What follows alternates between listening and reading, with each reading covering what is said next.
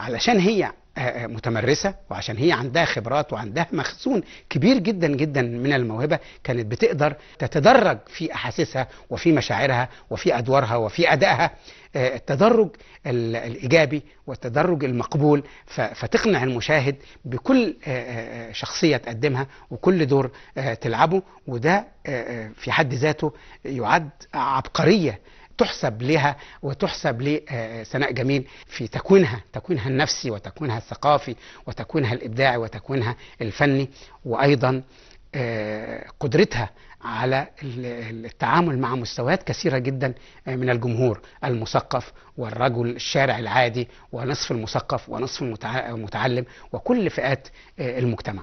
هكذا كانت سناء جميل فنانة كبيرة، نجمة مقنعة، لها باع طويل جدا جدا في المسرح والسينما والدراما.